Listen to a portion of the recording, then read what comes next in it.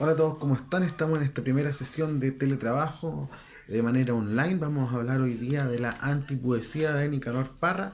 Para ello vamos a leer algunos fragmentos del poema Manifiesto de Nicanor, y la idea, ¿cierto?, es que podamos en conjunto ir analizando ciertos elementos estructurales o temáticos que van a ir surgiendo en el desarrollo del texto.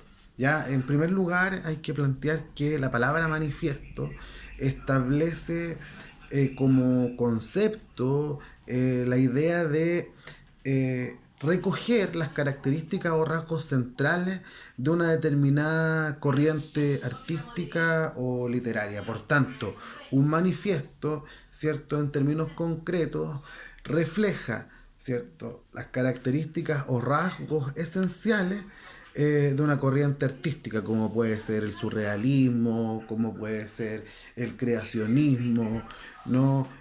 Como puede ser el arte pop. ¿Ya? En este caso, el manifiesto vendría a reflejar cuáles serían las características esenciales de la antipoesía. Desde su génesis, desde su origen, ya más o menos a qué apuntó Parra con su propuesta estética. Y esto lo hace poesía, y eso es lo interesante, porque usualmente eh, estos manifiestos eh, adquieren otras formas. ¿Ya? No obstante, hay que decir que el manifiesto dadaísta tenía una forma similar u otro. ¿Ya? No es una forma única. Vamos a leer ciertos versos, ¿ya? Y luego vamos a apuntar a su análisis posterior. Vamos a tratar de ser breves, no tenemos tanto tiempo, así que para no aburrirlos vamos con parte del manifiesto de Nicanor Parra. Esta es la primera estrofa. Señoras y señores, esta es nuestra última palabra, nuestra primera y última palabra. Los poetas bajaron del Olimpo. Acá tenemos un elemento que es clave, ¿no? Cuando declara, ¿cierto?, en este manifiesto que la primera palabra y al mismo tiempo la última de la antipoesía tiene que ver con la frase siguiente, ¿no? Los poetas bajaron del Olimpo.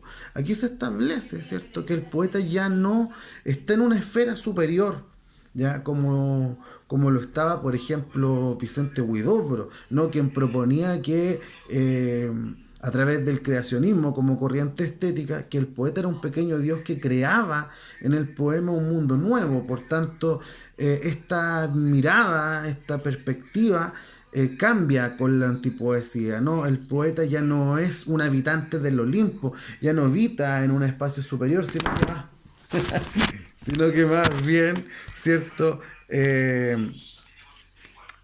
Baja hacia un estadio inferior, ¿no? El antipoeta, por tanto, habita un lugar similar al de un ser humano común y corriente.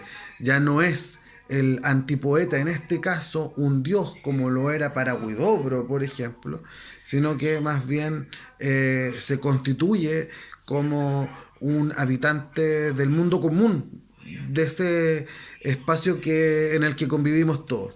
¿Ya? Esa idea es clave para entender la esencia de la antipoesía. ¿Ya? Dice luego, para nuestros mayores la poesía fue un objeto de lujo, pero para nosotros es un artículo de primera necesidad. No podemos vivir sin poesía. A diferencia de nuestros mayores, y esto lo digo con todo respeto, nosotros sostenemos que el poeta no es un alquimista. El poeta es un hombre como todos, un albañil que construye su muro, un constructor de puertas y ventanas. Y aquí nuevamente tenemos la idea, ¿cierto?, del poeta habitante del espacio común, del espacio cotidiano, ¿no? Tenemos ciertos versos que así lo confirman. El poeta es un hombre como todos, ¿no? Ahí hay justamente una mirada de lo común, de lo cotidiano.